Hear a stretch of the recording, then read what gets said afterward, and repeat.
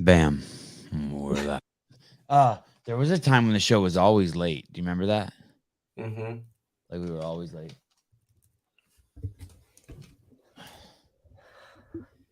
Not no more. You snuck in on that one. Yeah, it was close. I was close. When I see the comments say but let's go Sevon. I feel like there's a let's go Sevon. Does that mean fuck you, Sevon? I immediately think, oh shit, I'm late.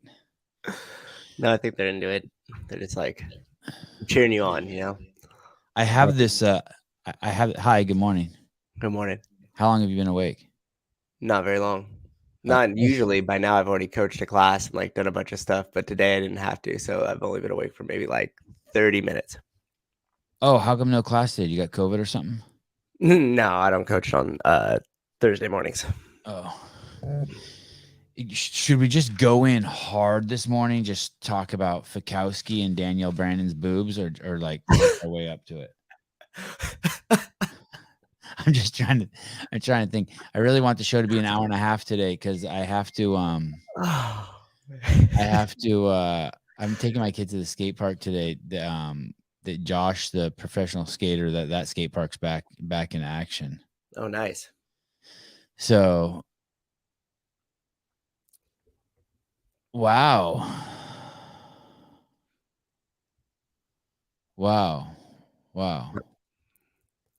I'm just reading text messages. Did you see that gold CEO shirt? I did. It's awesome. Yeah, I feel like self-absorbed how much I like it. Like it makes me feel a little uncomfortable how much I like it. Once you put it on, it's never coming off. I know. I feel like the guy Marcus from Life is RX is like, dude, how many shirts are we gonna make? How about you sell some first? You know what I mean? Oh. Wait, like number's not even up. What's happening? I know. This is not gonna be an hour and a half if you let these people ramble. But I think this might be Fikowski. I think he's after me. I'm really nervous here. Good morning. Oh no. Hello. Good morning. Is this the seven show? It is. Hello, Mr. Fikowski. How are you? Good morning. I appreciate that. I just want to clear something up real fast here. Actually, this is Brennard, Brent's brother. Oh, Brennard. Okay. Yeah. Okay. No, I get it. I understand the confusion. We sound alike. We have the same mother and father, so that's sometimes how that works. Oh, you're one of those families where you name all the kids were named starting with a B. Brennard, Brent. What? Do you have any sisters? Is this just all going to be Bolivia? Bethany. 7? Yeah. Sorry, I was distracted. Yes, go on, Brennard. All right. Are you calling on behalf of your brother? Are you calling on behalf of your brother and his 700,000 followers on Instagram? Well, 7. He doesn't need to stoop to your level. I understood. All right. Well, this is a serious call. Turn left in 2 kilometers. Excuse me. Can you hear? You can't hear that, right? No, I couldn't hear that you're turning left in 2 kilometers. Brennard, before I lose you, because you seem very temperamental this morning, like you're like we're about to get in a fight. Can I ask you a few questions about your brother, like some very serious topics that the audience will be interested in? You know what? Fine. Is your brother going to CrossFit? Is your brother going to the Mayhem? You can ask me. You can ask me. I can ask you. I don't want to ask you. But let's be very clear. I do not want to ask you, Brennard. Maybe I want to ask your brother. Well, but yeah, your bio said comedian, and you're right. You're hilarious. Are you going to the Mayhem? Is your brother going to the Mayhem Empire? We're getting so much conflicting information. And why would he be? By the way, your wife sounds a little stiff. Is Brent Fikowski going to the Mayhem Empire to finally get what he needs to win the CrossFit Games or not? Oh, I'm actually just pulling up on my destination. You have arrived at CrossFit Mayhem. Oh shit! Oh, I knew it. Holy shit.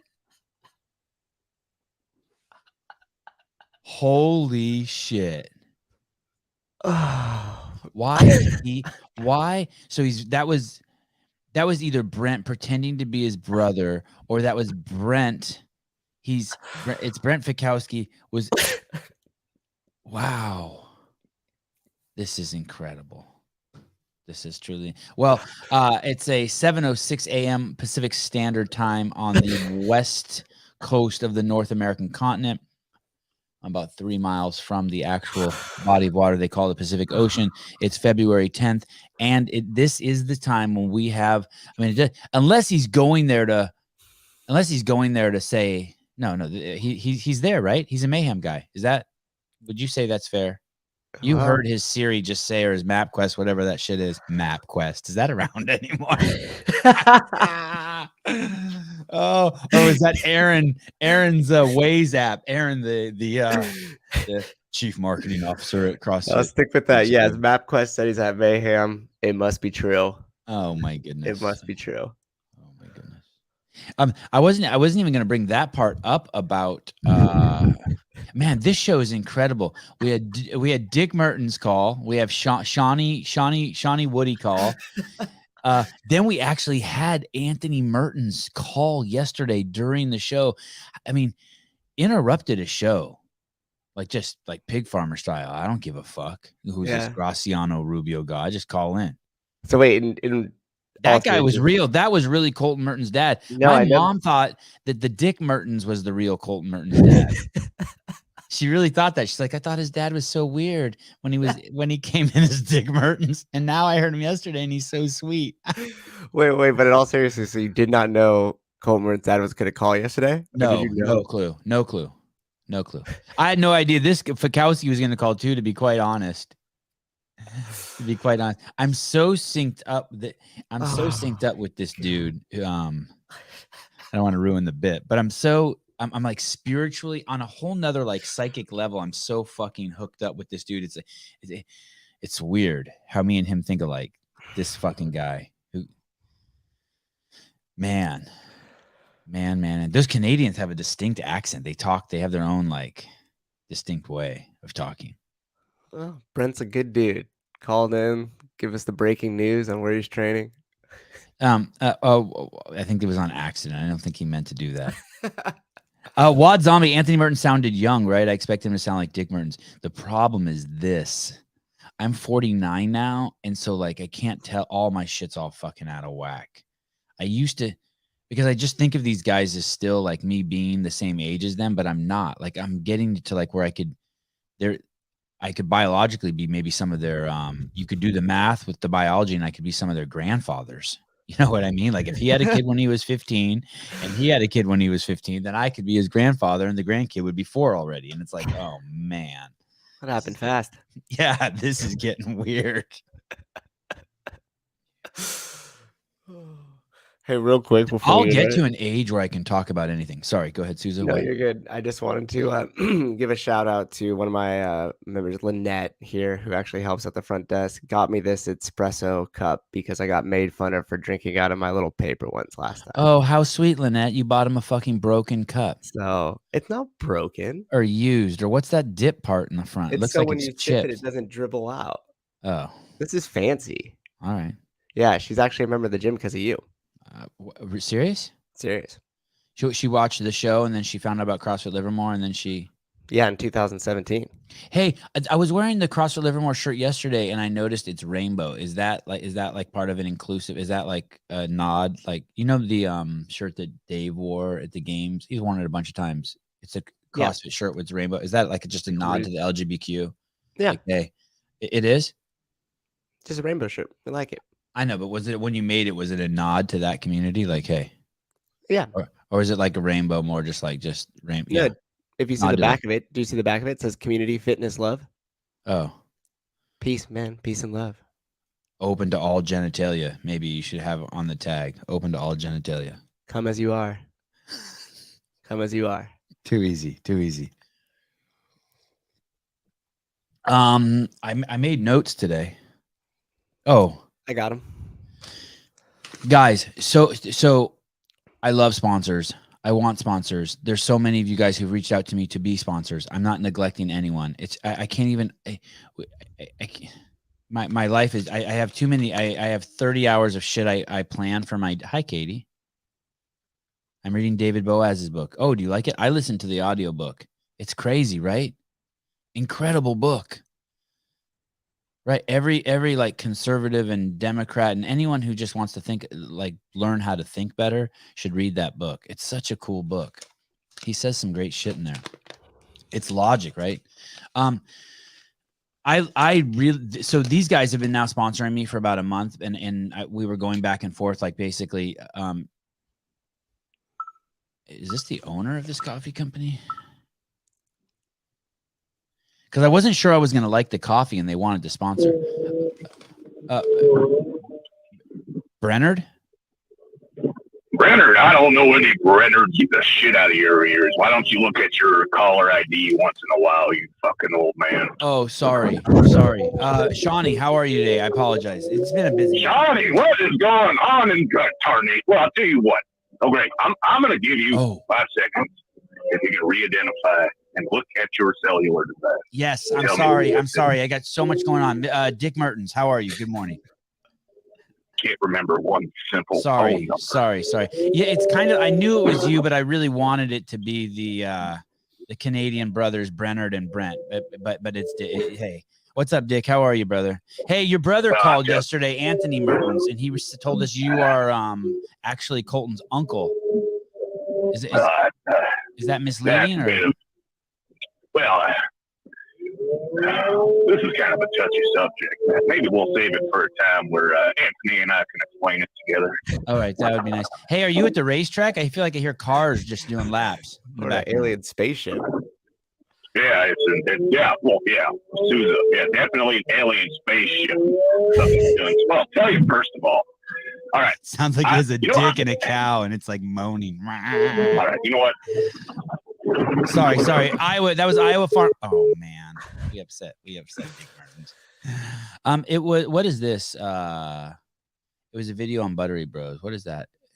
What video on Buttery Bros? Who was I talking to about the Buttery Bros last night? Those guys. This isn't to dig at them at all. I would love to see them do something just completely out of their comfort zone. Like a piece, like, I don't know, like do a piece on,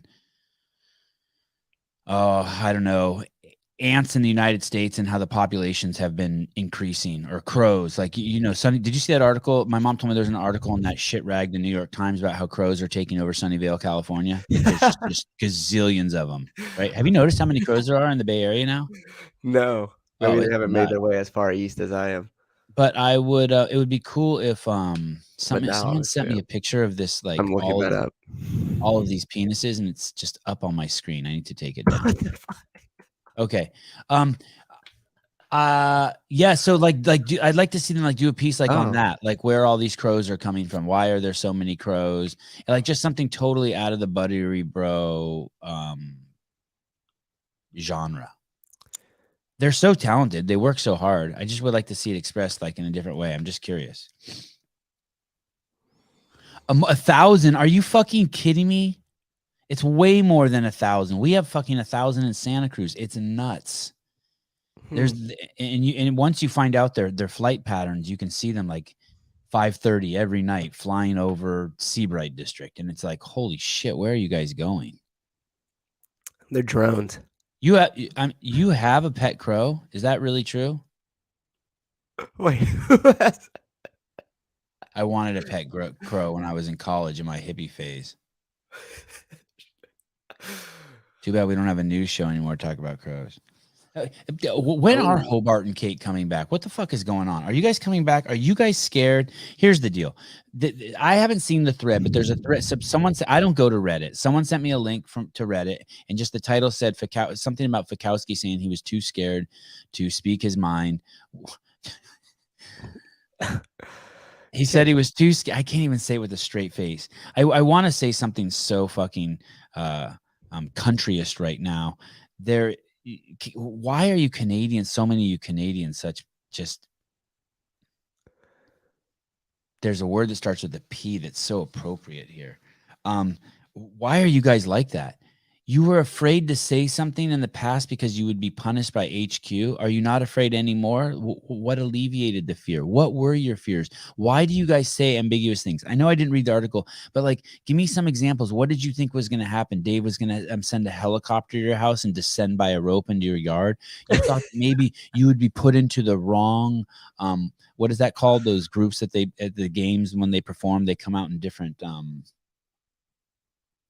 series of, you know how like the worst guys come out first and then the best guys, heats. You were afraid that like if you said something like, I can't stand the programming of this game this year, that Dave would put you in the wrong heat. No, if you said something about the games that was negative, you would get the same feedback that if you yelled over your fence to your neighbor, I fucking hate your wife. If you're gonna say something, like, don't be afraid. Like that being afraid, like, you're such a coward if you really said that. Wait. You're like not living in reality at all. Like if I yelled over my neighbor's fence, I can't stand the color you painted your house, and I'm tired of fucking how early your wife fucking drives away in the morning. It wakes me and my kids up. Then I should expect my neighbor to say something back. If you're going to say something bad about the CrossFit Games or about Dave or about CrossFit HQ, why not just fucking man up and expect them to say something back? That is the essence of woke culture, that it's a victim mentality. And by victim, I mean, you're setting yourself up to be the lesser, to be the accosted. But really, it's just, you don't want to take responsibility for an opinion or something you want to say. Just say it. Just like, or don't say it. But this ambiguousness to complain, I'm afraid to express my thoughts because of what could happen to me. I mean, it is so weak. But we don't know that he actually said that. No, I did not hear it come from his mouth. That's okay. accurate. Because I would say I had something sent to me, with lots of people sending me stuff, especially with the recent But it sounds like him. Like No. he's on a board Yeah. he's on. Okay, I understand. We don't want to give. We don't want to do misinformation. Information, but I mean, we were putting words in his mouth a little bit, right? Like, if we actually didn't hear him say that, but there's no evidence of him saying that, because if you go on Reddit, I'm a conspiracy theorist, the other guy, and there's multiple photos of, like, I forget who it is. This episode in Always Sunny Philadelphia, where this guy's got all these photos up and all these strings all over the place, and essentially that's me now. So if we just looked on the outside view and then saw that, and then went to certain Instagram handles and saw other things, there might be certain perceptions of me. So Will Brandstetter is saying, I did hear it come from his mouth. Okay. Thank you, Will. All right. Thank you, Will. I'm gonna put a piece of tape on the highly ethical and moral man, Matt Souza. I'm gonna put a piece of tape on his mouth now. Well, just look. But no, it's fair. It's fair. And now that we have clarification, and here's the thing. He's on that board. He's on that board with like CrossFit's bullshit board, where like they pretend to give a shit what the athletes think. The athletes, they do not care what you think. You have to know that. You're tantamount to the DEI council. They don't care what you think either. They do not. They do not. And what do I mean by they do not? It's ambiguous. You're not going to influence them. You're not going to influence them other than it be a way to get whatever goals they've already set, whether it be to make money, increase the number of people in the open. Like, if you have an idea, no matter how good or how bad it is, they'll accept it or not accept it based on the fact of their own personal ego, but also what it does to the bottom line. The rest doesn't matter. You are part of the charade. You are a tool. You really are. I know that. I also think the feedback, like, a lot of times, especially like owning the gym and stuff like that, you'll get arbitrary feedback where people just either point out a problem or they say something, and you're kind of like, what do you want me to do with this information? And they're like, well, I don't know. I just figured you should know. And it's kind of like, why? What was the outcome you were looking for here? So, you mean like someone set it up and like someone send that to me on purpose so that I would just start throwing stones at Fikowski? Like, no. Sevon as a... No, I meant like if someone's going to give feedback to Dave at the games, right? Right. The difference of like, hey, Dave, the walkie-talkie company you guys are using isn't as good. Like, if you want to use this one, that would help streamline your communication. Now he's like, oh, thanks, this would add value to the games. Now I have a solution. I could buy this new walkie-talkie and we could put the thing in our ear and it would be better, right? As opposed to, well, it was pretty strength biased and, the athletes had to work out in the sun. So, I don't know. And it's kind of like, well, what do you want us to do with that information? We're in California, we're in Wisconsin, and, you didn't like the event because you're not the strong guy. But if I go talk to the strong guys, they're going to like the event, right? So there's different type of feedback and what you're supposed to do with that information. There's this saying along those lines where people will be like, athlete safety should be absolute paramount and number one thing. And this guy gave an amazing response to it. Like, it should be the number one thing. No, it should be like the number 10th thing. It should be like the number 10th thing. Yeah. They should be responsible The for their number own one, the number one thing. If the number one thing was their responsibility, we would have them at home juggling cotton balls. With make sure that they have an adequate amount of tape or whatever they put on their shoulders so they don't throw their shoulders out. Yeah, and I think a lot of the safety stuff depends on them and their coach, right? They just So, don't like- want to live in reality. But by the way, so sorry, you don't want to live in reality when you say stuff like that. You're an autopilot. You're just letting shit just fall out of your mouth. Talking points. Yeah, You're just on autopilot. I'm not saying I've never on autopilot, but especially around my kids. But Yeah. but you're just on autopilot. You're just a knucklehead.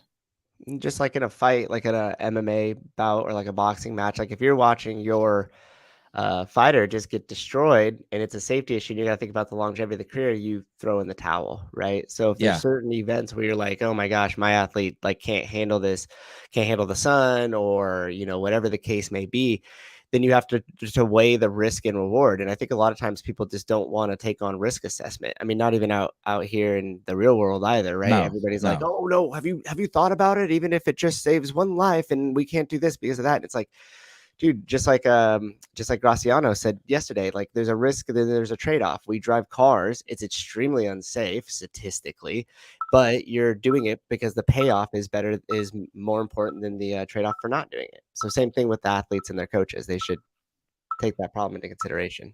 I understand. Wow. Another call from Iowa. Let's see who this is. I wonder if this is like Colton Merton's aunt or something. Hello. No. Good morning. Good morning, Timon. This is actually Dr. Jordan Peterson. Oh, Mr. Peterson. Mr. Peterson. Ordered chaos.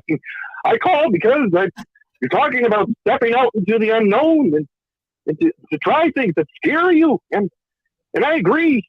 People in Canada, they just don't have a backbone anymore, it seems. Mr. Peterson, do you know the Fikowskis? They're Canadian. Yes, Fikowski, yeah, he's a good friend of mine. Yes. Could you call him? Sometimes he talks. What? Could you call him and talk to him and maybe explain some things to him about logic and speaking and self-awareness and personal responsibility and some of that man shit you said. I'm sorry? There's a saying I like to say, you don't cast your pearls before swine. And I don't. I try not to. So if he comes to me and he asks me if he needs advice, I'll give him that advice, but I won't do it unless he comes to me. It's like Mr. Miyagi says, when you are ready, the master will appear. There's so many lobsters going around, and they're just lobsters without claws. And I just Mr. Peterson, one of our guests thinks that you may have swallowed Yoda or Kermit the Frog.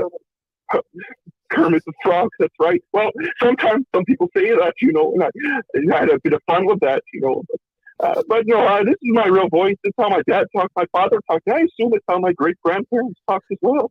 I understand.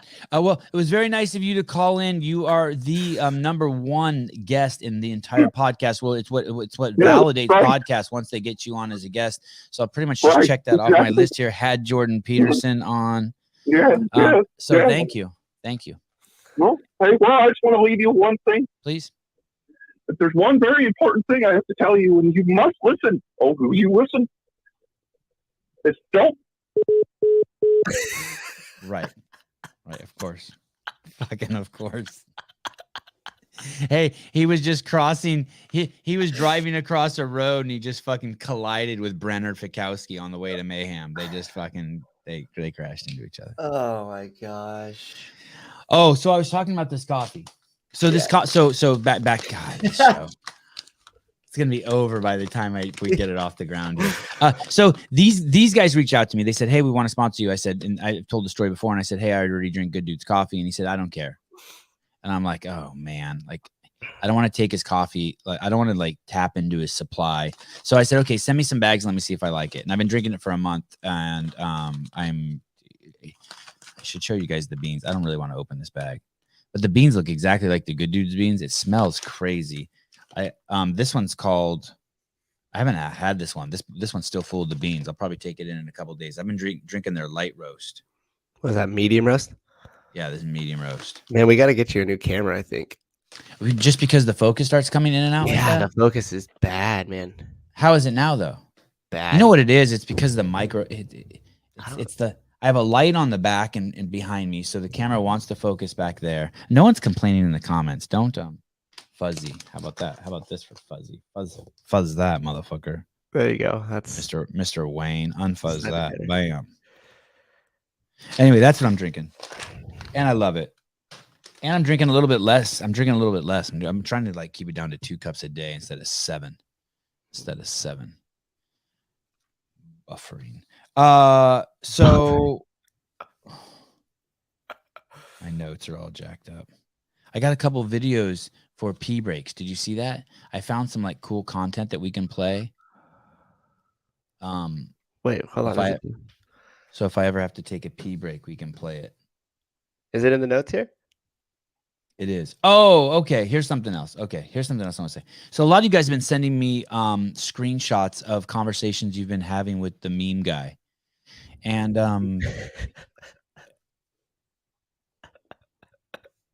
I don't go to that account. I know it's a hugely popular account in the community. I don't go to that account. I try to stay away from all anything that will just like rile me up and like,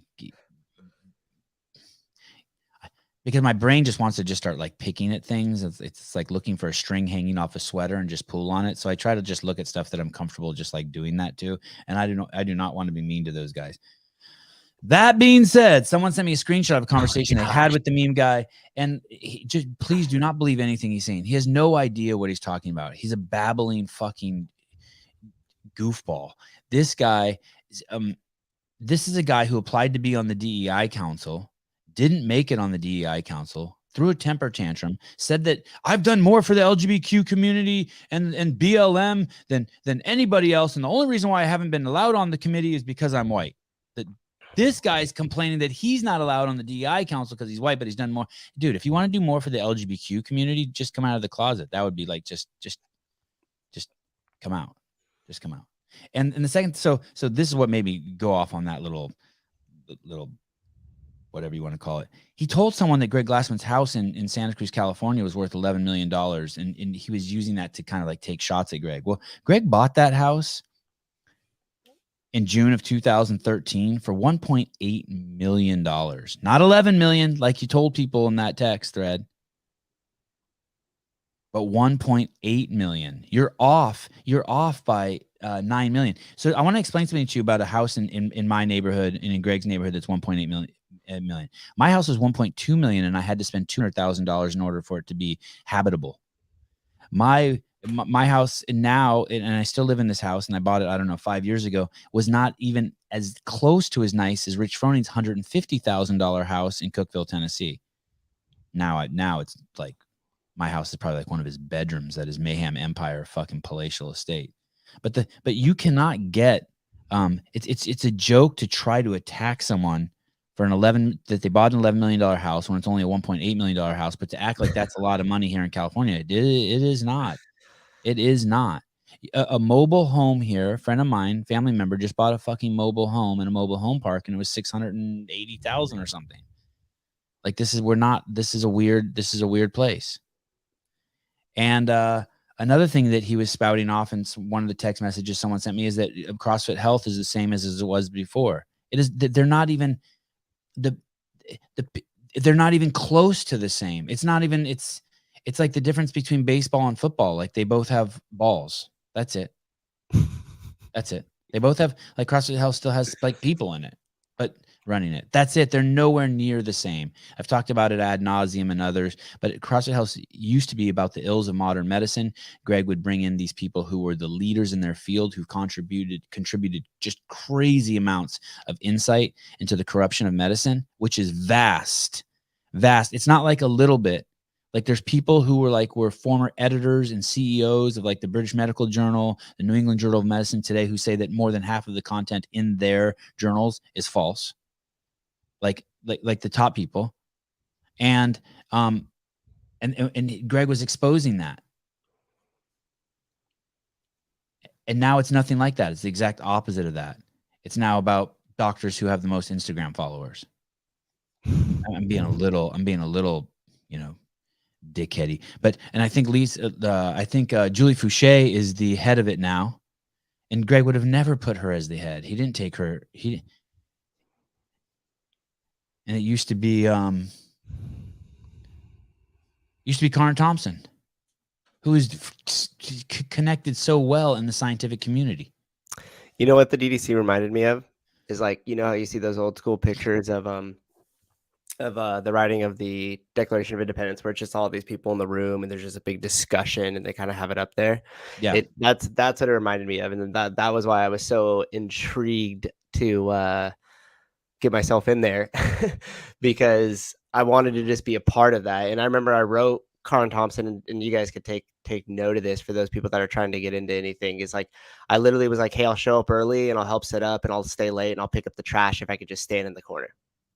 Because I knew that there was a certain importance to like what was going on in there. And I wanted to be there at the beginning. Like I wanted to be there when it was just starting up. And I even started like asking like, hey, why aren't you guys taking this into bite-sized pieces and distributing? Why aren't you guys getting this in the hands of the affiliates so they could see what's going on? Because the importance of what was happening there seemed really paramount to me. I can't believe you would go to those.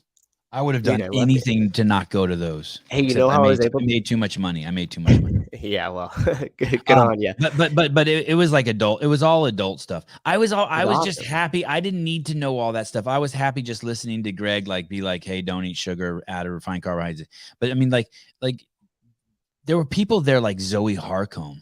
Mm-hmm. If you don't know who that is, look her up. It's nuts. Yeah.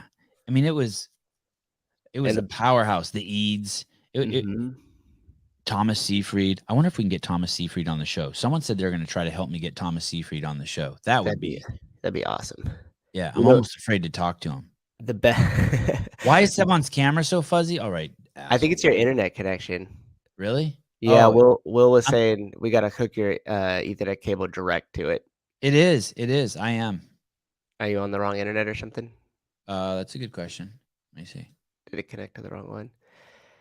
But one of the coolest things about the DDC is you would have these subject matter experts in the medical field come up and they would essentially give their case. Oh, that's better. They would give their case. I'm like, hey, here's the study. Here's what I found. And then they would just stand there while all these rest of the doctors just tore it apart. And it'd be like, well, did you study this? Did you consider this? Did you add this? Where's your data set for this? How'd you conclude this? And they would have to stand there and defend what they did. And it was very stimulating because you just had all these conflicting opinions and they would get going and all these people were incredibly smart. And that's what I had talked about earlier is like that discussion and that discourse and that disagreement within there, respectful disagreement within there really helped everybody elevate and evolve that was in the room or that was listening to the conversation. And I think what we're seeing now where you have conflicting voices that may not be going against, whatever this narrative or whatever the hell's going on, all of a sudden it's like, well, we got to shut them down, turn that off. That's misinformation. And it's like, well, hold on. Can't we just be adults? Can't we listen to all parts of the conversation? Then I could draw my own conclusions to what's going on. Dude, half dozen of the speakers at the DDC were pulled off of. Oh, I guarantee it. Man. They were pulled off of Wikipedia. I guarantee it. Yeah. They were pulled off of Wikipedia. Yeah. These are fucking PhDs, MDs. These are fucking heads of their departments they're pulled off of Wikipedia for saying shit like sugar's bad for you. It's nuts. Hey, it's really remarkable what's been happening. One thing that made me feel super out of place inside that setting was remember when they showed a movie there that was a popular movie at the time, and It was about Game Changers or something? Yeah, I didn't know if I was gonna say it, so that way it was like to get him in trouble. But yeah, so they played Game Changers, and we had all these doctors in the room, and we're all watching it at the same time. And they would like say something, or one of their people would come on there and make some claim, and the whole room would erupt in laughing and laughter. And then I would kind of like look around, and then like a minute later, I'm like, ha ha ha ha, ha. Like I don't know what they're laughing at, but and it was just funny because all the claims that they're making as factual, these doctors were they literally found it hilarious in the way that the information was being presented. Your camera looks excellent now. Thank you. Yeah. Oh, yeah, look, Zoe destroyed that movie. Yeah. Yes. Zoe destroyed that movie. What's this deal with these kill switches in cars? Why do we need kill switches in cars? What's that about? Why does every car on the Let's see what you're talking about here. Let me bring it up. I got a this is a weird one. Oh, okay. Oh, this guy, Dream Rare. Do you follow this guy? No, but I watch him because of your stories. My clips. Okay. Can we play this and listen to this? Let's see what it is. This guy says some good stuff. I think it's a good idea Let me see if I can run it back. to have a kill switch in all new That's fine. cars, considering what we see happening from the governments of Australia, Italy, even the United States of America, with their obvious push towards normalizing authoritarian tyranny and governing their people very similar to the Communist Republic. Wait. of China. We have that fucked they've up been echo. doing that over the What's going on? You got too many windows open? No. Anyway, this guy's saying that there should be kill switch. This guy's saying that not that there should be, but there's going to be kill switches in cars, and that the law has already passed and it's going to take place like in 5 years. This seems crazy to me. Why would I want anyone to have a kill switch for my car? I wonder, how do they justify that shit? That was what I always thought about with the Teslas, because you know how they update automatically and everything else. Yeah. Like, yep. Doesn't it already exist? Couldn't they just say, "Oh, where's the car? There it is, traveling. Turn that car off." Boom. Yes. It is bizarre. I don't like it. Oh, we're having Jason Khalifa on the show to talk about with Brian Friend, just to add some excitement to it. I don't know if Jason even knows what's going on with the games or the semifinals, but it'll be fun to have him on, and me and him can rouse Brian a little bit. But go to Google and type in Khalifa Instagram. There's this porn girl who like just dominates his. You would think that if you just type in Khalifa, like you would just get Jason Khalifa, but you don't. There's a porn girl, and if you spell his name wrong, you will just get tons of porn. Yeah, I was gonna say I think I spelled it right, because he's the first hit, he's the second hit, his wife's the third hit. What? He's Wait the fourth hit. a second. Oh, because I use DuckDuckGo. Okay, let me. Oh, I don't use Google. That's awesome. That free search engine. Oh, that's awesome. Okay, hold on. Leave that up there, and I want to share mine. Okay, so you get Jason Khalifa. I get this porn star. Look at, so I get this. Like they think I don't even. What's her name? What is her name? Oh, look, I think her name's Mia Khalifa. Oh, she has 27 million followers. Maybe that's why she's got more. A lot of dudes exposing themselves in the comment section right now, knowing exactly what's going on. This girl was a I thought she took a different direction. I think this girl, from what I recalled, she was a porn star, and she basically made like 12 porns, and she got paid $1,000 for all of them, and for doing all 12, and they became like the most popular porn on Pornhub or PornTube or something. I remember seeing a piece of it, and then she basically said she's out of the industry, but I mean, it looks like she might be back in the industry. Google's giving her the search of a sports podcaster. I thought there were just tons and tons of. Oh, they are? Yeah, like when I typed in her name, because Wad Zombie here put her name in there, and when I typed in her name, the first thing that popped up with her search was sports podcast.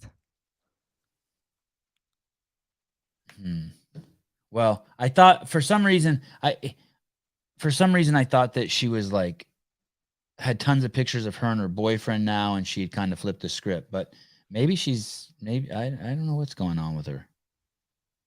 But anyway, 27 million followers. Can you make it? Does everyone who have a million followers, can they make a living from Instagram? Is it like that slam dunk? They can if they have the right systems in place and the right people that are doing something like for them, right? The agents. Like earlier, we were talking about that when all the stuff was coming out as like the athletes, the CrossFit athletes should be paid more and stuff like that. And it's like, well, it's about you like leveraging your brand to create that income. And there's lots of different ways you could do that and lots of different avenues you could go based off of what the person wants to do and the talents that they possess. But yeah, I mean, you only need like Ben Messer said, 10,000 true fans, and you are set for life with a very good living. We have 148 true fans. We're getting there. We have 9,800. Oh, and 48 more to go. 152. She hooked up with an NBA player and she got big. So you don't think she got big she didn't get big for her work? Like which NBA player? You know, it's funny because like OnlyFans. Here, if you aren't shadow banned, thanks. Yeah, JC, that's right. Right. Thank you. But I mean, there's certain things that have like the internet's revolutionized a lot of things, right? So if you take something like OnlyFans, like which everybody knows about, you make fun of, but what that actually does is it allows those people on OnlyFans to create their own content, own their own content, and then use the platform of OnlyFans to distribute it, where the percentage take is right there. As opposed to if you go to other industries like the music industry or the movie industry, they end up like you saw what happened with Taylor Swift. Like the record label actually owns their music. No, what happened with Taylor Swift?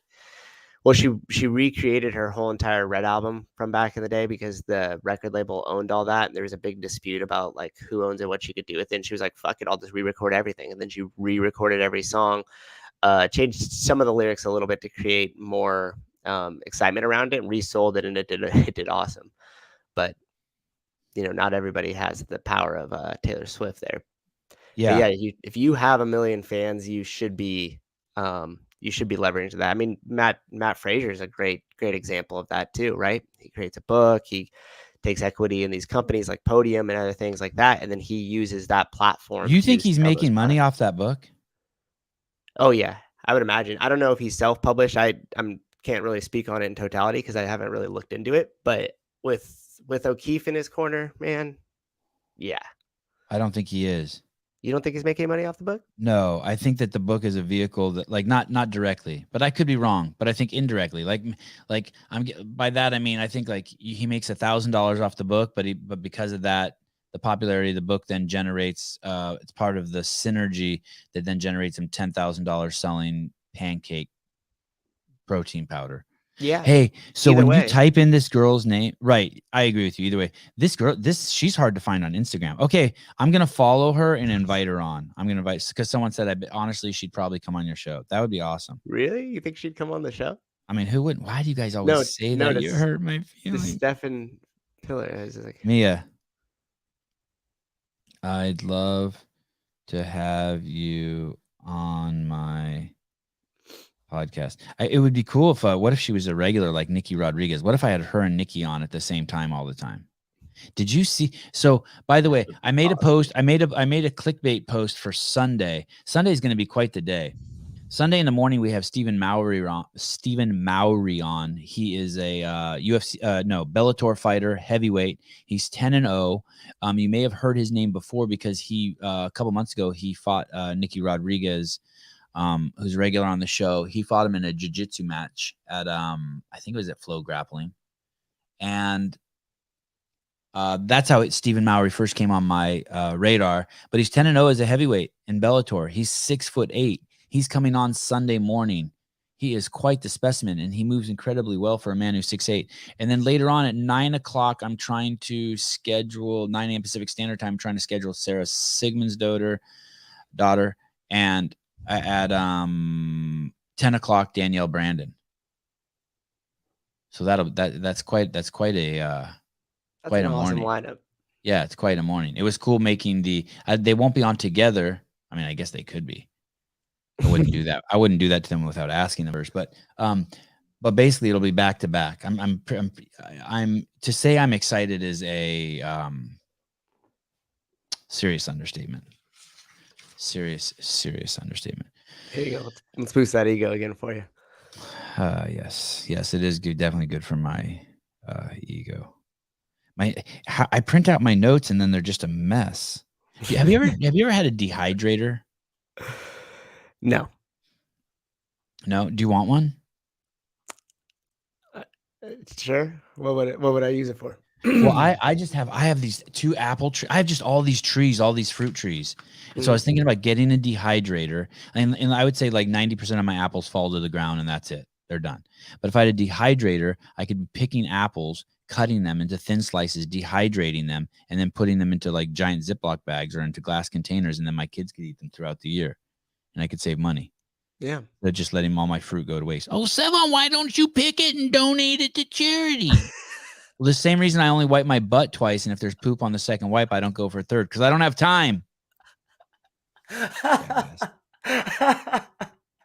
But then how do you have time to cut the apples and then dehydrate them? Well, because then that saves me money, which then saves me time. Thank you. I appreciate the laugh. You're a good dude. Who did we ever find out who owns CrossFit or what happened in the NSCA case? Do we know yet? If you are an affiliate out there and you are listening, please do me a favor. Write a letter to address it to Eric Rose. No, address it to who's the CEO over there? Address it to the Dave. No, not Dave. Send it to Berkshire Partners. Send it. Isn't that weird that this company doesn't have a CEO? I know who the owners are.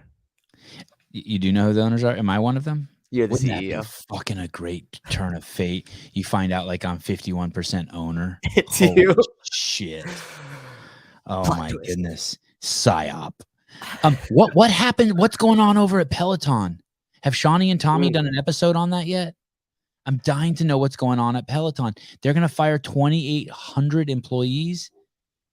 They got rid of their CEO and moved him to did they move him to chairman of the board too? Yeah. No, you know what's funny? They gave him a promotion. Listen, people, the stock, whatever their stock is, it dropped 50%. How much did their stock drop? I want to be accurate. A lot. I don't have the percentage up here, but I do have the stock price. So when the IPO first happened in September 27th, 2019, it was trading at $25 a share. It kind of rode along with that for a little bit, started to lose value. And then when the pandemic hit, the value increased, peaking out at $162 a share. And now it's back down. Yesterday's low, or February 4th, was a low at $24 a share. So dipping down $1 below what it originally started with. Now I had just Souza, that's nice. 125 to 162, back down to 24. I want to say one thing before Souza continues. I do not dislike Peloton, not in the slightest. I've never tried it. The idea of it fascinates me. I think it's probably so fucking cool. If someone gave me one and I didn't have to pay the subscription for me personally, I would have one in my house 100%. And I think Assault Bike now actually has launched something that's like a Peloton subscription, and I hope they choose me to test it out. But so I just want to say that before we just tear into them. I really do think that they're cool. Okay, go on. Now let's rip them up. And I want to draw a couple parallels between Peloton and CrossFit actually. But so it actually took it bumped up a little bit because a lot of people will buy on that dip thinking that the value will come back up. So it's actually at $38.61 as of right now. So $38 a share. And so the current book I'm reading is by Scott Galloway. We should get him on the show. Do you know who Scott Galloway is? No. Want me to pull him up? Yeah, you're gonna have mixed feelings about him. Why is he white? I don't like white dudes. Yes, but he's being number one, Mr. Galloway. Oh, he's a TED Talk dude. Yeah, so he's a NYU Stern of Business. He does brand strategy at the school and was a professor there. And he wrote a book called The Four. People should check that out. It's just about the big 4 tech companies. Do you know which 4 they are? Apple, Google, Facebook, Waze. MapQuest. Okay, no. Oh wait, hold on. Oh darn it. Oh, sorry. Darn I didn't know it. you wanted to guess. Darn it. You're like a girl who takes off her bra. I hated that. I hated that. Why you want to fumble around for a while? Yeah, like let me. It's like someone opening my Christmas present. Fuck off. I'd rather you just make me wait another week. No, okay, fine. Put it back under the tree. Take So, off your bra the- for me. I don't have the book here. It's That didn't bother you like you do with the girl and she take off her bra. oh, No? you froze. Sorry, That you didn't were bother. froze. That did. No, I did not freeze. You froze. Oh, it probably was me. Yeah. No, it was me. You're such a good dude, Souza. That didn't ever bother you? I didn't put much thought into that. No. Yeah. I know that. I think of all the hangups I have. That's why I'm an expert on triggered. Do you understand that, people? I'm from the woke mob. I'm a descendant of the wokeistas. Okay, go ahead. So Scott Galloway. So Scott Galloway wrote a recent book called Post Corona. It was like, I forget what it's, Crisis to Opportunity or something like that. And basically he just kind of lays out what happened. But the book went to print on September of 2020. So it's kind of cool because you get to see some of his predictions, what happened, what he predicted that went right, what predicted that it went wrong, information that was given about coronavirus that now would be deemed misinformation by certain people. But inside the book, there's this chapter where he calls it yoga babble. And basically what he was saying is that when a company is going to an IPO or when a company is forward facing, the more bullshit that their tagline is, the less valuable the company. And then he goes on to say that again. Say that last part again. So the more bullshit your tagline is, the less valuable your company tends to be, because there's nothing there. Can you give an example of that?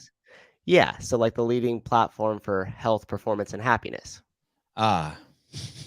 Or in the case of Peloton,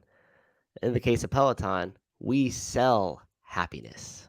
Oh, geez. Yes, that's the book right there. Oh, geez.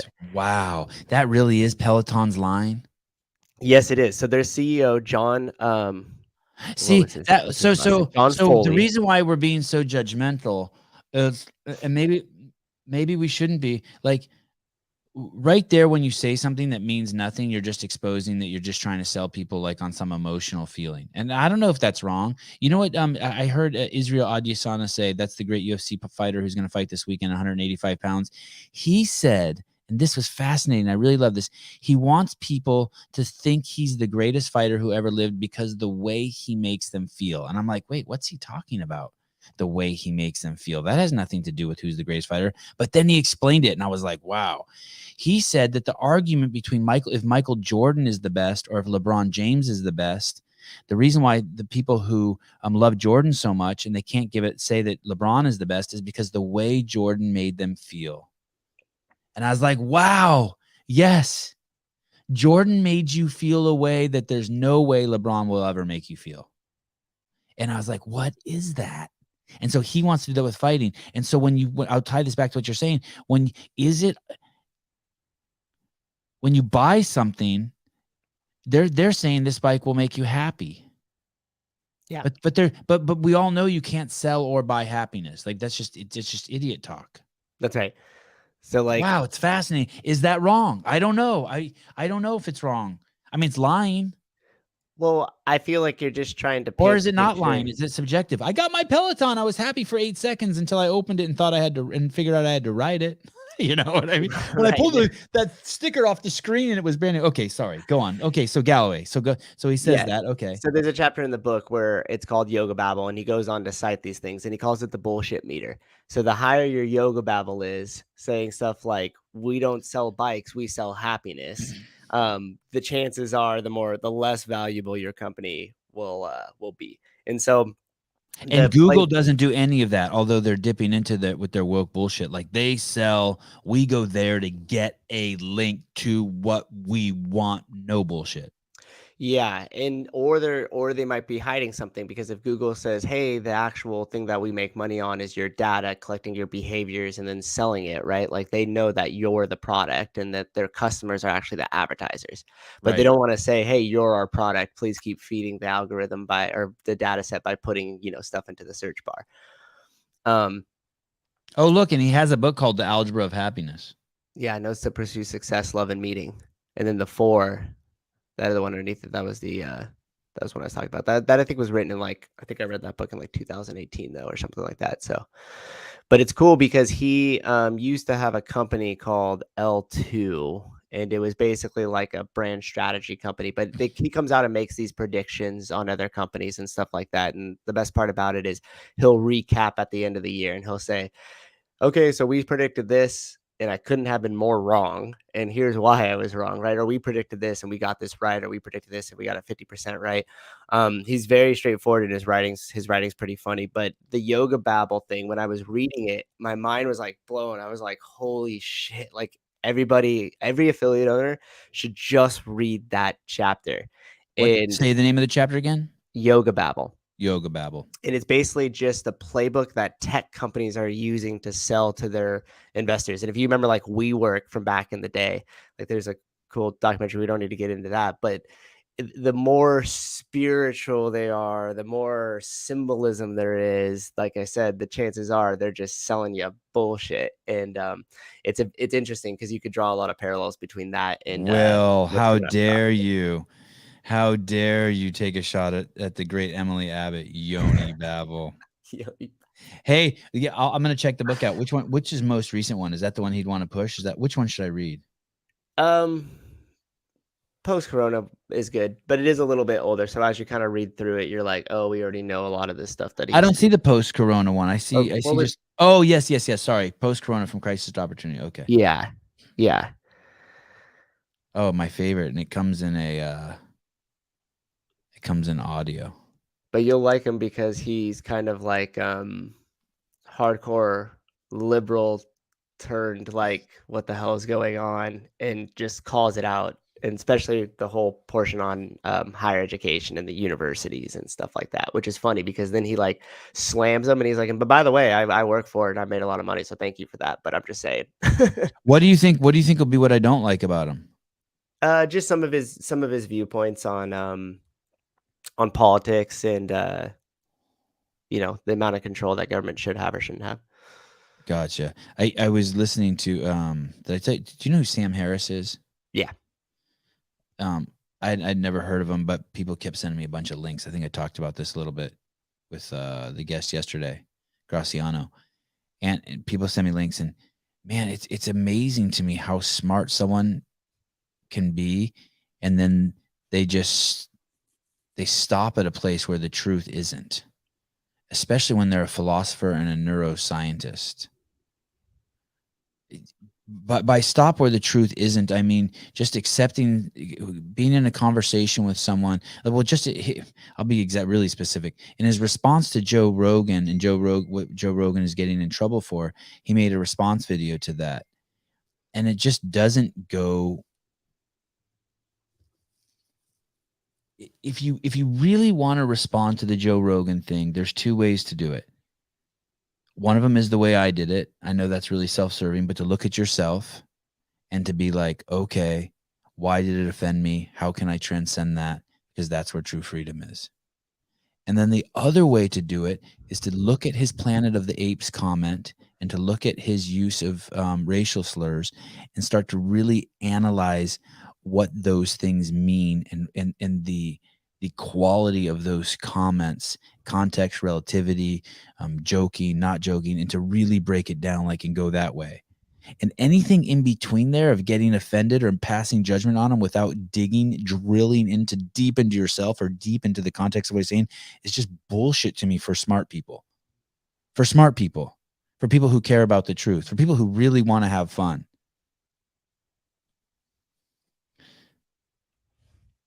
I've been going to the beach the last 2 days. It's so hot here. It's 75 degrees here. Yeah, it's been hot here. It's been nice. Man, I live a fucking good ass life. You're coming Saturday to make my life better, right? Yes, I am. I'm so excited to see you. It's going to be so rad. I can't wait to show you this. I can't wait to show you something I have. For those of you guys who don't know, Sousa lives 70. How many miles do you live door to door from me? I don't know. We should MapQuest it. So is MapQuest still around? I have no idea. But remember when you used to get it on the internet and then you would print out the directions? Oh, yes. Yes, my mom was the queen of that shit. Hey, I had this realization the other day when I remembered my mom wasn't like all knowing. It was crazy. I just had this memory of it the other day. I was at my grandmother's house in maybe it was Detroit, Michigan. Oh yeah, look at your camera. Your camera just went fuzzy. How about that, did it? Souza? How about that? Oh, did it? How Dang. about that? You know what it is? I was thinking it was because my nose was so big and it couldn't tell whether to focus on my nose or my eyes, but you got a small nose. You can't fuck your camera. Well, Fuck you, whatever. Souza. It's for sure the internet connection because yours has been crystal clear. I don't know what you did to change it, but it's rock solid now. Just had a little talk with it. I don't know what I did either. Hey, what do you And think? it's 63 miles door to door. Oh, it is? Yeah.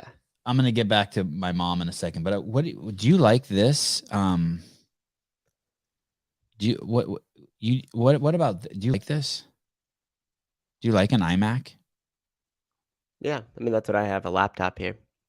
But this isn't a laptop. This is an iMac. Yeah. Do you like it? It's nice.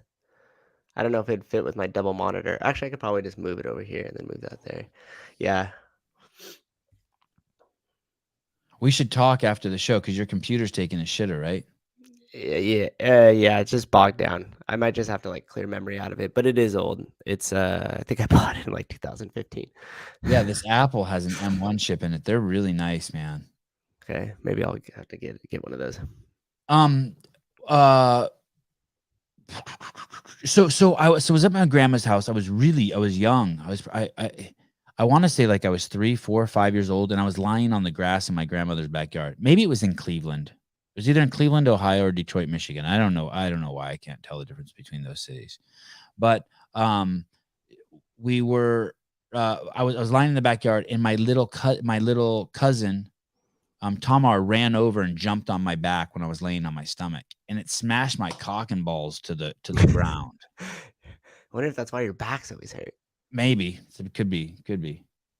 And I jumped up and I was like, oh, and it was like I was like hurt, like my balls and my penis. I remember being hurt, and my mom goes, "That doesn't hurt. That didn't hurt. Stop it."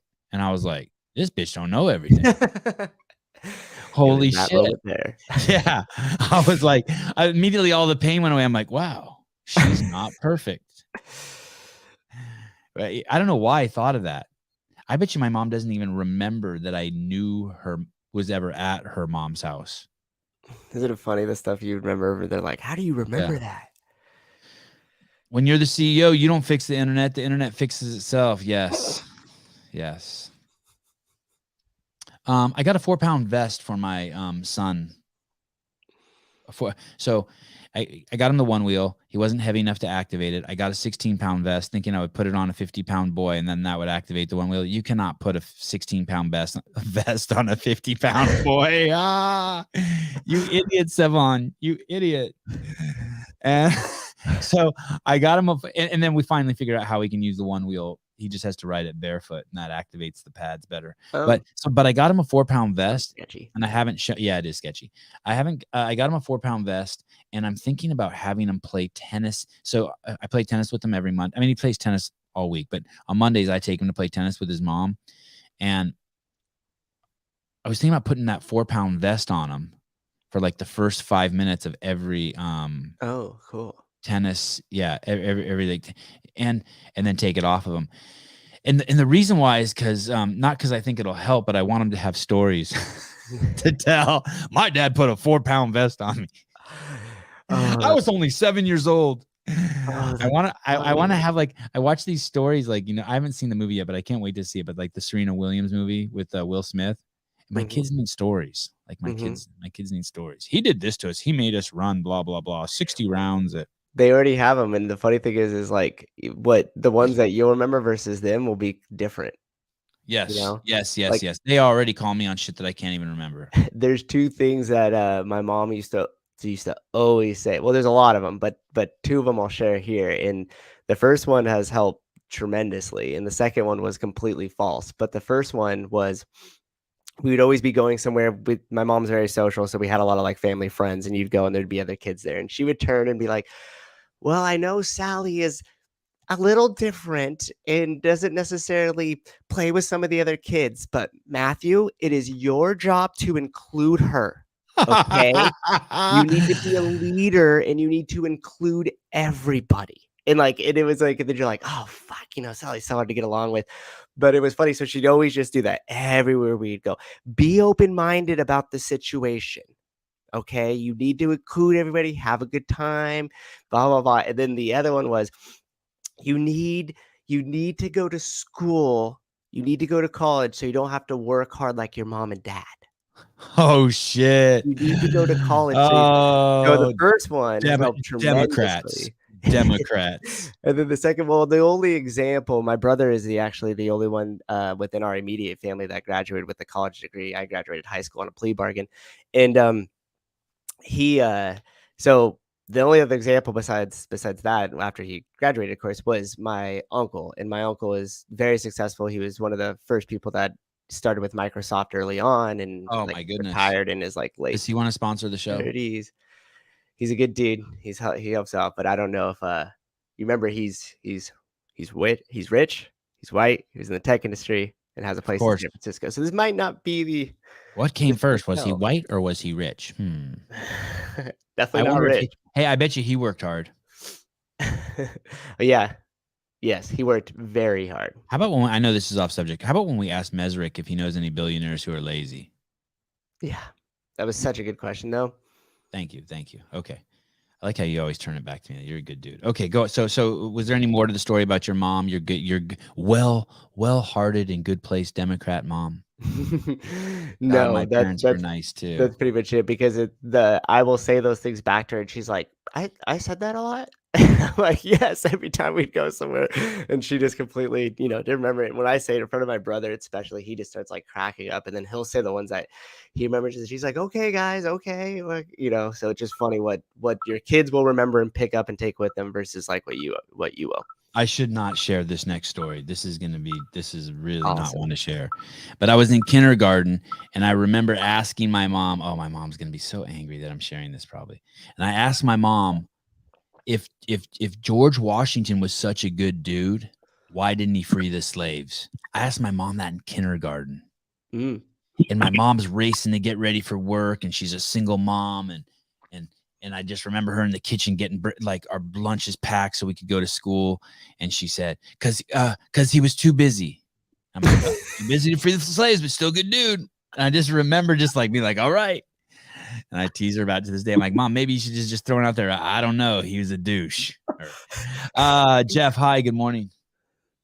What's up, Devon? When I say hi to people when they call, it's like, if you ever want to see me be fake, that's like the fakest version of me. Like, hi, good morning. Oh, that's what you started with me today. Oh. Did it say Jeff on the caller ID? Yes, sir. Yes, sir. It does. It does. This is Bubba Mertens. This is Dick Mertens' cousin. And, Bernard is my brother-in-law. Oh, okay. Yeah, Bernard Picasso. I don't know why that popped up. Yeah, that is weird. Hey, Savon, this is Jeff. Back in 2017, just to give you a reference, and you might remember this.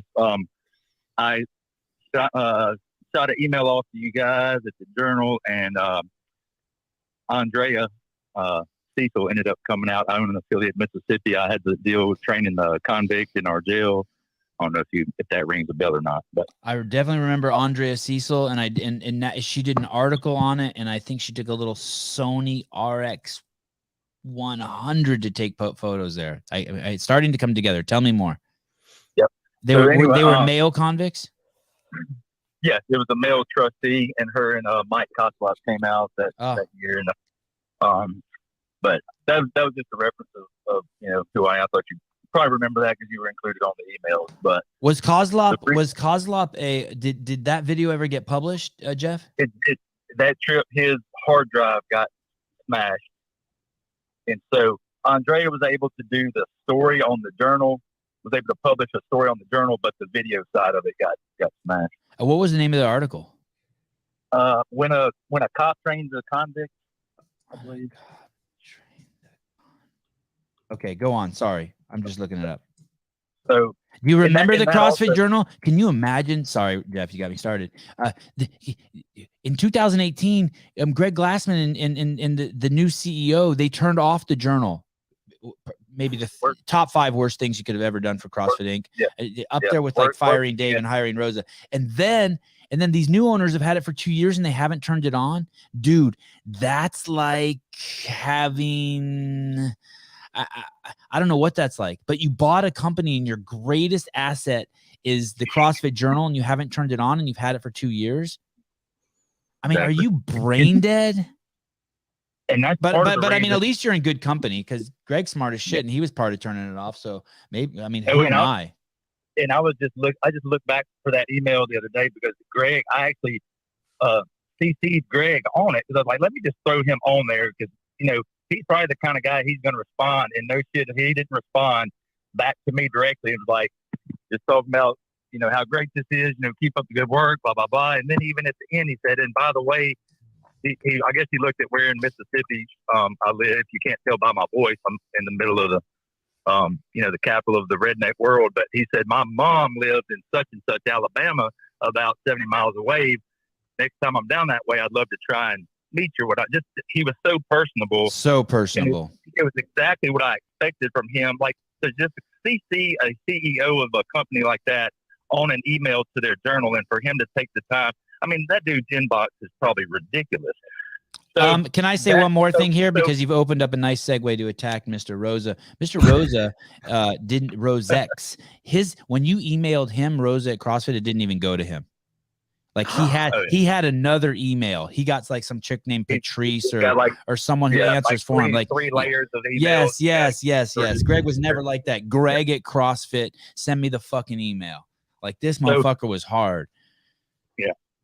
So I'll go ahead and I'll preface this and then I'll back up and I'll kind of guide back to where I'm going to. So as it fits right now, I have my affiliate renewal email and my DocuSign for the agreement and the payment sitting in my inbox, and it's been sitting there for about a week now. And this is the first time in 9 years. This is 9 months. I mean, this month is 9 years an affiliate owner, 12 years a CrossFitter, and this is the first time that I've had to sit there and agonize over what to do.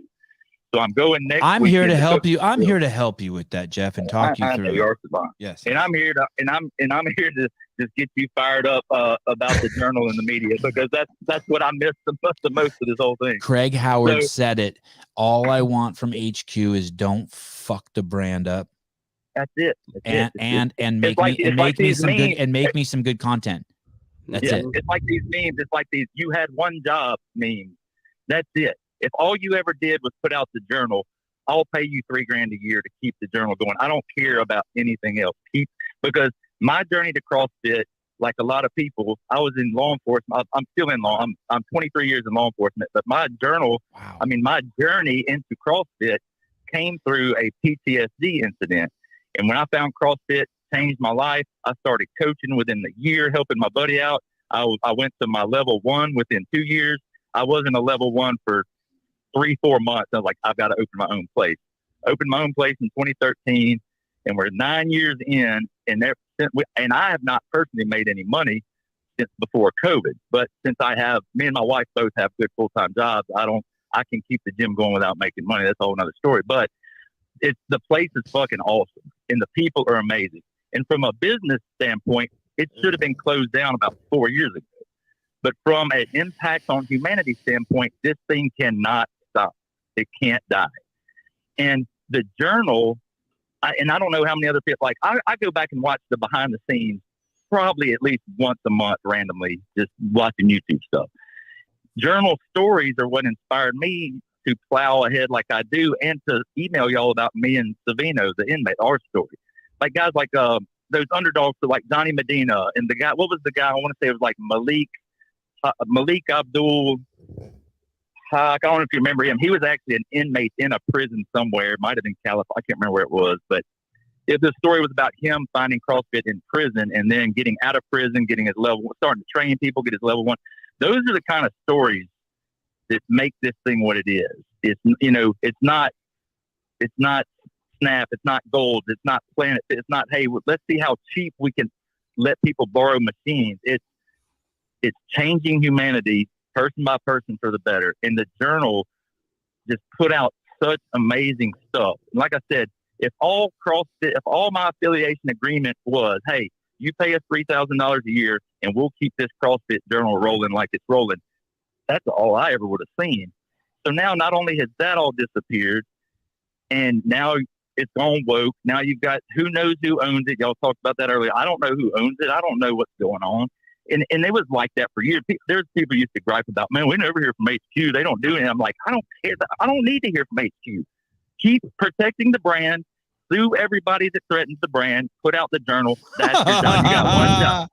Yeah. And, hey, Jeff. And that's what I loved about Glassman. So now I'm sitting here debating on what to do. I'm going to my L2 next weekend because I will keep my certificate valid because I will always train people however that looks, whether my name is CrossFit or not. Of course. So, of course. But the thing that kills me is now, like all these companies, they have a DEI council. And look, like I'm telling you, when I'm telling you I'm in the middle of like the redneck capital of the country, like like I said, you can probably tell it in my voice, but even sitting here in the middle of rural Rankin County, Mississippi, before COVID hit, me and my 4 coaches, the representation in our staff right here in the middle of this redneck county was white, female, Asian American, black, and a homosexual. Among the coaches, three of my favorite. That much diversity. And another buddy that helps coach, he's Dominican. His dad's Cuban, his mom's Dominican.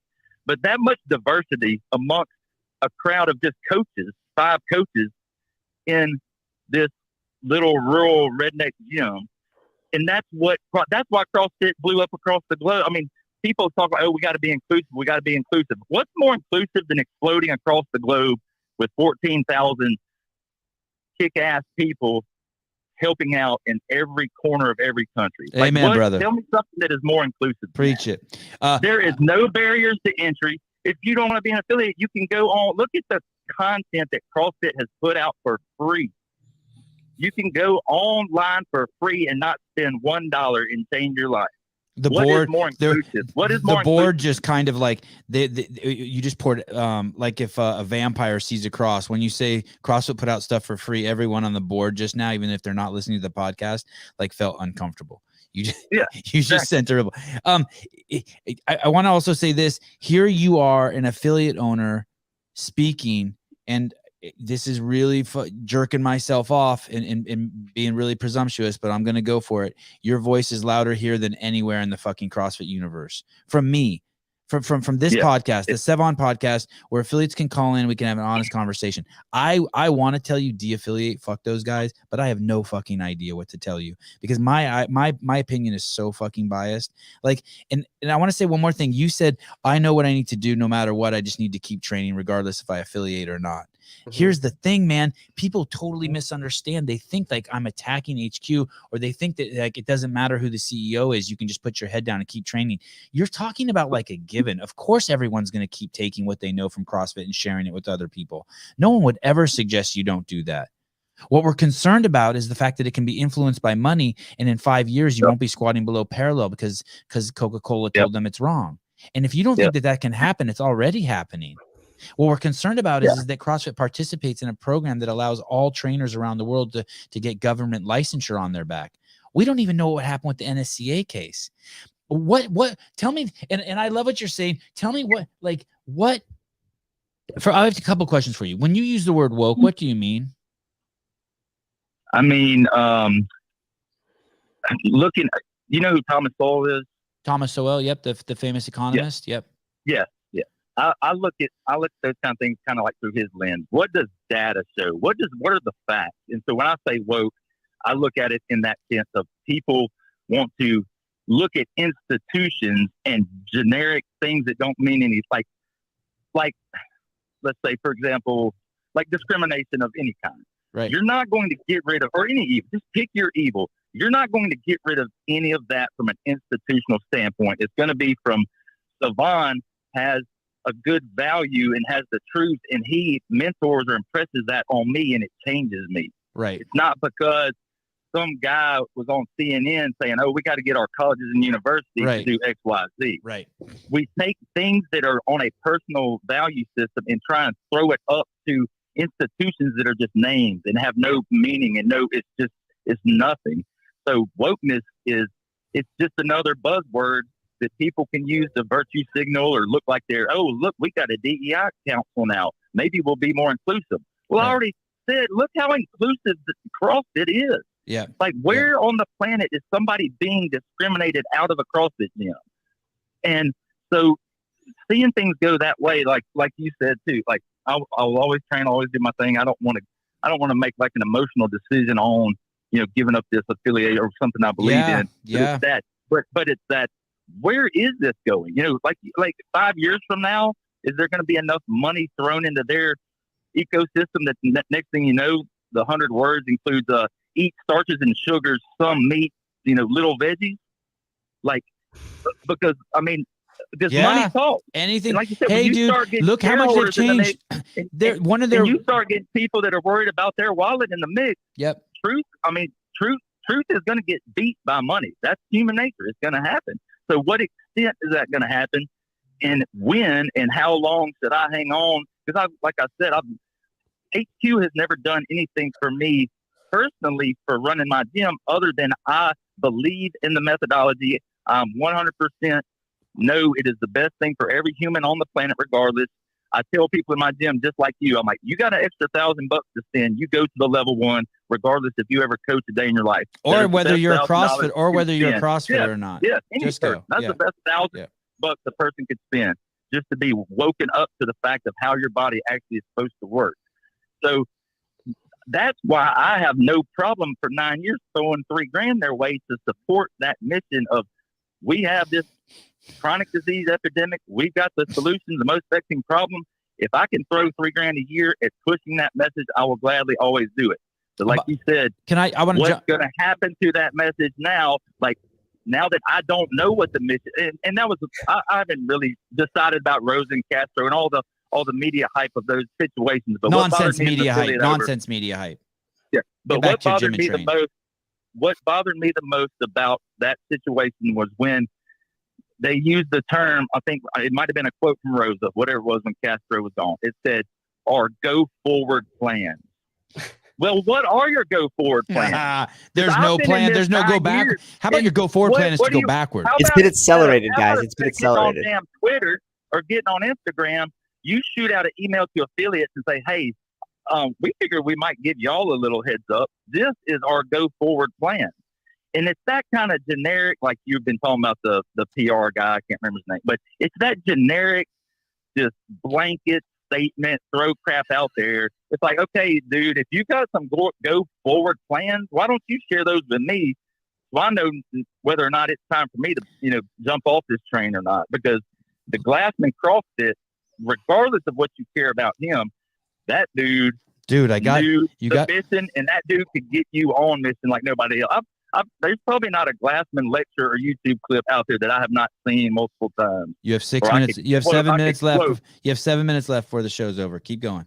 So like, regardless of what you think of him, it's getting on mission and seeing that, and think about the things you do in your daily life. So, we know who Jeff Bezos is. we know who Eric Rose is because we're in the CrossFit world. But how many products, how many things, how much stuff do you invest your time and money in every day that you don't have a clue who the CEO could walk in the gas station beside you and you wouldn't know it? Right. I'm not going to sit here and worry about the ideas or the personality or the faults or the vices or the good or bad of every freaking company or person I deal with. I'm looking at the mission. That's a component of not being woke too, right there. You just mentioned. Jeff, do you mind if I say a couple things? Go ahead, brother. Oh, thank you. This guy, Kevin Grief, the only discrimination in CrossFit is the price, and we already have the solution, subsidize the cost of gyms in lower income areas. No, this is not. Sorry, Kevin. I mean, I appreciate your thought. I don't agree with that at all. That's just more woke bullshit. I don't think that everyone needs to pay more for a Rolls Royce so that I can also get a Rolls Royce. Right. Everything is free. You can figure out CrossFit on your own on the internet. If you want to go to a gym, ask the owner if you can clean the bathrooms after the gym is closed every day and get in there. No one should be subsidized subsidizing shit. That's how airplanes work, by the way. You motherfuckers who sit in coach, you're being subsidized by the first class passengers. So shut the fuck up and thank them as you walk by them, you bitch. Anyway, it is a very trippy thing to figure out whether to affiliate or not right now. This thing is, what do we know? We don't know who the leader is. We don't know what happened in the NSCA case, and if you guys are like, why does he keep saying that? Because as the affiliates, you guys paid for that, and that company tried to take you down. That company tried to, and you have to know what happened in there. I need to do a whole show on it. I wonder if Marshall Brennan, the general counsel of CrossFit, come on, that guy over there, Marshall, knows everything about that case inside and out. Write him an email and find out. And he's a good dude. I really like that guy. I mean, he probably can't talk to me. That's what I was gonna say. It might be like legal stuff that he can't.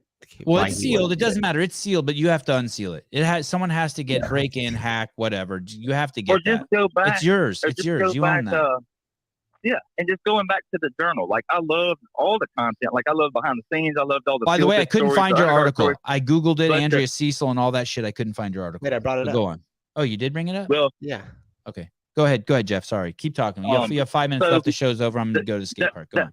That was one good thing about the journal, too, is the journal also kept us up to date on those things. So affiliates that have been around a while. Oh, wait, that's not all it. of those kind of things. Oops. The journal would always keep people up to date. Like, hey, this is what Coca-Cola's doing. Hey, this is what the NSCA is doing. Hey, this is what's going on.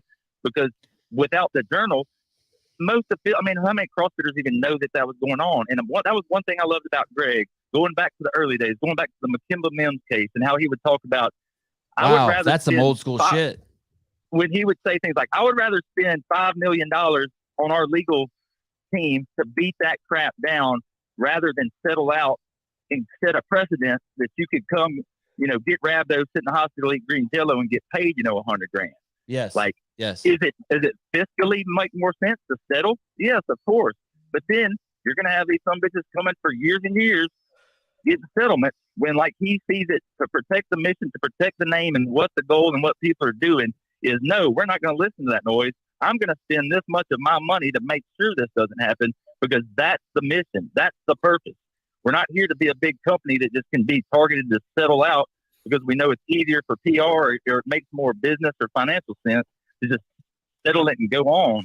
And the fact that kind of fighting mentality is gone and that the NSCA case is sealed, that a journal is not out there to constantly update us on things going in the background. That's what sucks now. Thank you, Jeff.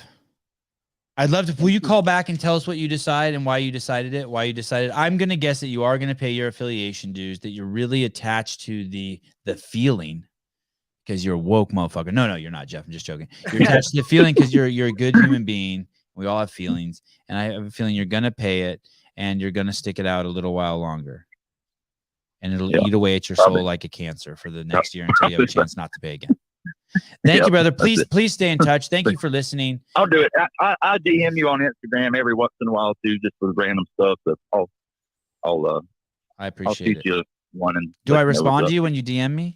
You do. You do. That's another thing I love about you, brother. You always respond. And you're the only Armenian dude I know that's down here. If you say something about racist, somebody says they're Armenian, it's because then they think it's a theological discussion because I'm a Calvinist and they're an Armenian, and then we got to start having a debate about religion because most people don't know what an Armenian is apart from that down here in the good old Bible Belt. So yes, Armenians are good. They're good Bible people. They're good Bible people. You're a good dude. All right, love you, man. Bye. Thanks, Jeff. Sevan, why did you let him talk so much? He's a fucking affiliate, dude. He's an affiliate. Think of all the stones I kill when I have an affiliate. It drives them fucking bananas at HQ. It's always fun to do that, right? He had a twang. He had a twang in his voice. That's always nice. Like he said Bubba on my show. He said he got a homosexual trainer. I mean, this guy was checking boxes. This CEO shirt is dope in gold. I am going to rock the shit out of that. I am so smug.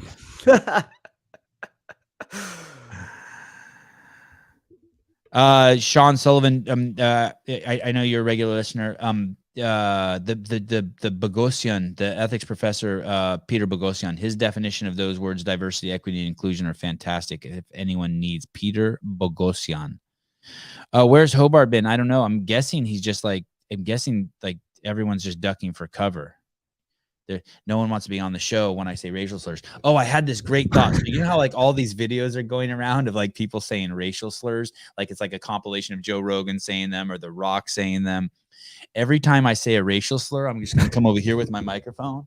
I'm gonna be like, "You dumb Armenians," and then when they put them all together, it'll just be Sousa's face on there. So if you see me get up and walk over there, it's because I'm getting ready to drop some just crazy slurs, and then it'll be the compilation. Everyone will be like, "That Sousa guy." What if he's a ventriloquist? Hey, they don't need to bleep out the words; they need to bleep out the dude's face. So if you're gonna say a bunch of just crazy racial shit, then you just bleep out. You just blur your face, and then they really like. How is CNN gonna use it? Was that Sevon who said that? Like what? Oh, I could just do that. Yeah, I could just do that, right? Just let me know. Guinea, so then that way, right when it happens. Yeah. Yes. As soon as you hear me doing oh, that's awesome. Yes. Just pop off. I think Hobart was feeling pressure from Spotify and he can't come on this show anymore. Oh my goodness. No more Bart. My goodness. The difficult inlight is asking for the definition of woke, which we've given like several times on this, but you got to be, first off, you got to be free and open-minded to kind of allow those things to come in, because it seems like you're just ready to like attack. But the thing that I look at it is, I would say that a lot of the stuff that comes out if it's like labeled woke, it might be well intended, but if you actually put some deeper thought into what's happening and really analyze it, you realize that it's just symbolism, and really it doesn't actually help anybody. And Katie, who donated the $20 earlier, thank you very much, noted she was reading the book Libertarianism, and I strongly suggest that you listen to that or you read it. Okay, so first you're going to ask me what the definition is, and then you're going to say I don't know the definition. There you go. Okay, you nailed it. So here's where is that where is that person? Does that person need to be smashed? No, not really. I mean, for me, where are they? Who? They're allowed to have their own opinions, but if you're saying something, they're not. If you're saying something in the terms of like actually wanting to know the knowledge, or like just have an open discussion about it versus just saying something to be like, do you know this? Ha, you don't, you're an idiot. Then like, there's not really a point of entertaining it, right? For those of you who really do give a shit, I'm going to just, before we get off here, I'm going to show you a website real quick. This guy.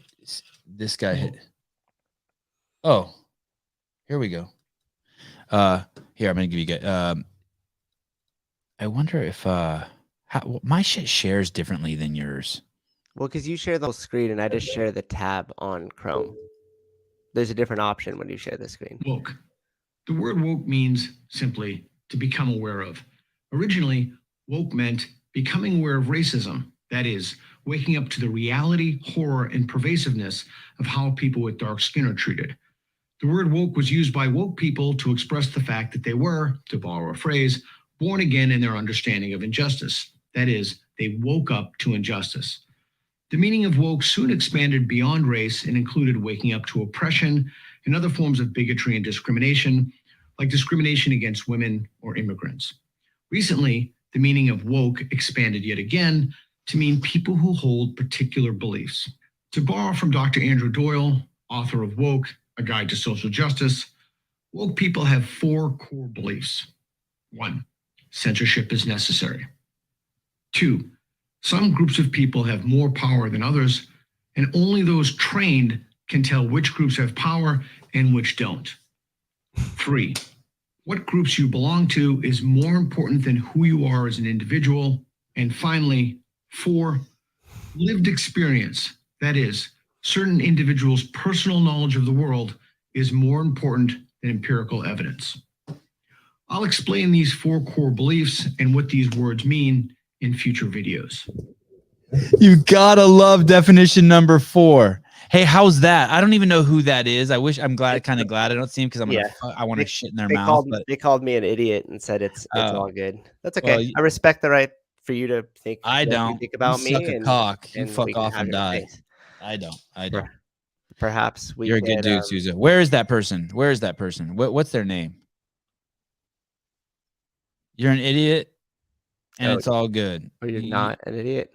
I don't know. I'm not an Thanks, but I'm idiot. not a I'm an fan idiot. for sullying a deviation of what woke means. The meaning of woke has been co-opted. Your mom has been co-opted. Shut the fuck up. You don't even know what you're talking about. That's the whole thing with woke. They co-op everything, you dipshit. Yeah, I'm calling you names. You're a jackass.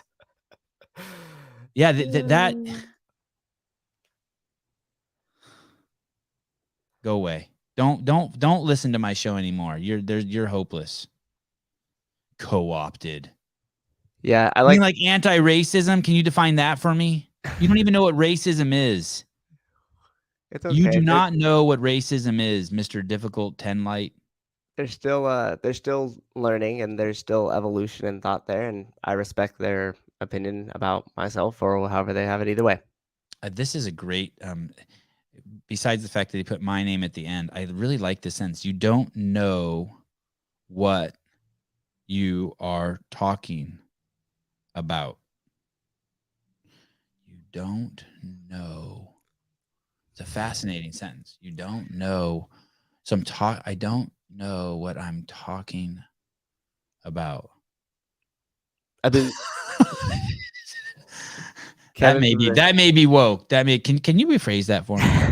Kevin from the earlier comment said, "But I'm not an affiliate owner, so I don't know shit about what I'm talking about." I mean, it's not that I wouldn't say you don't know shit about what you're talking about. You're still allowed to have opinion, but I would maybe if you're a business owner, you might understand those economics and how that works a little bit more. And then if you don't own a business, it doesn't necessarily need to be an affiliate because any business owner would understand the economics of how that works and the market of that you're in and the prices that are able to sustain in those markets versus you being able to actually take an income from the amount of work that you're putting into something and then learning like, hey, is this worth it? Is this even probable through just simple math?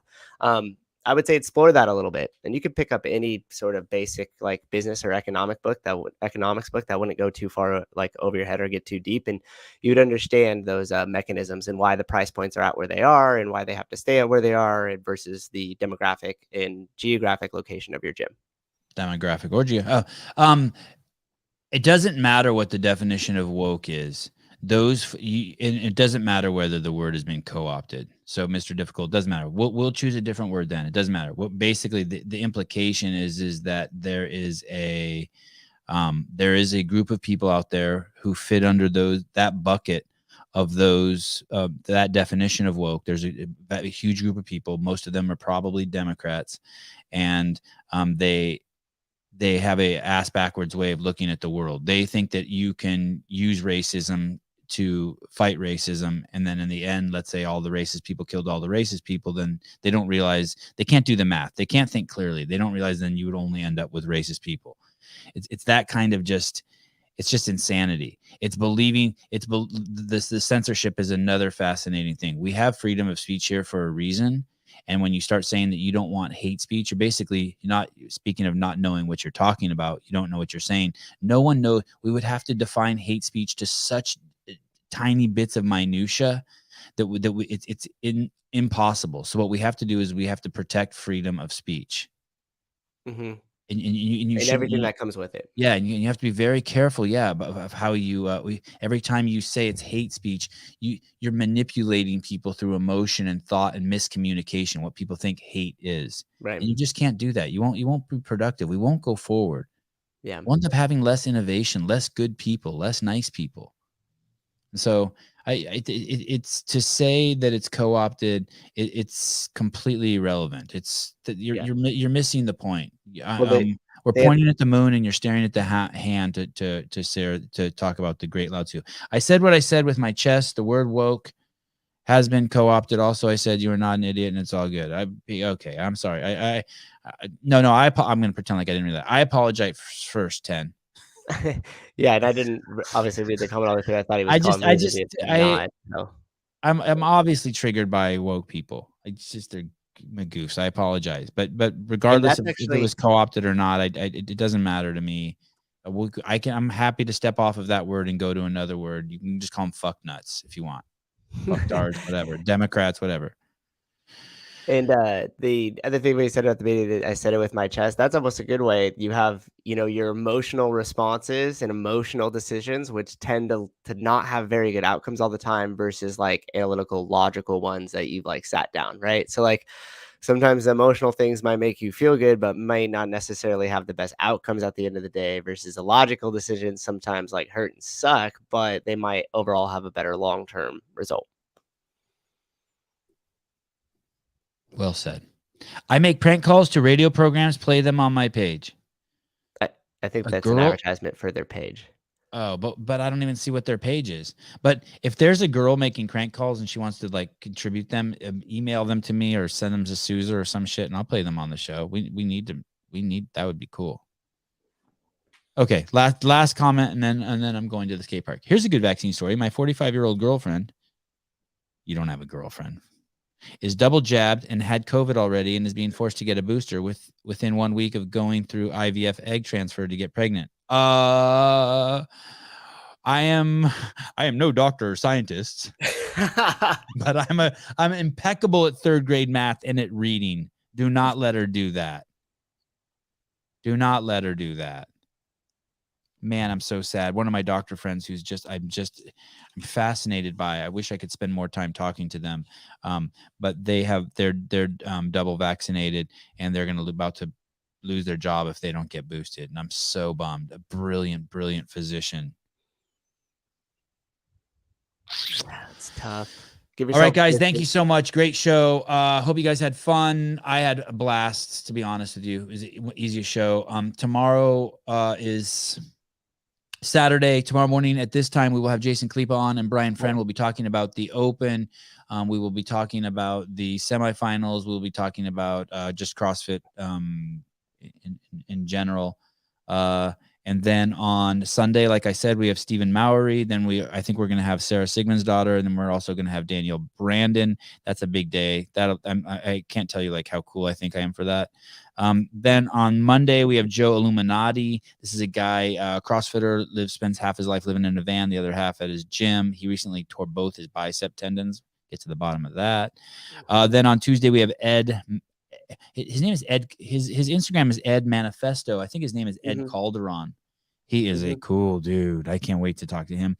Then we have the guy who eats just all his meat raw. He's doing a raw meat eating experiment. I think he's on day 90 now. That's going to be fun talking to him.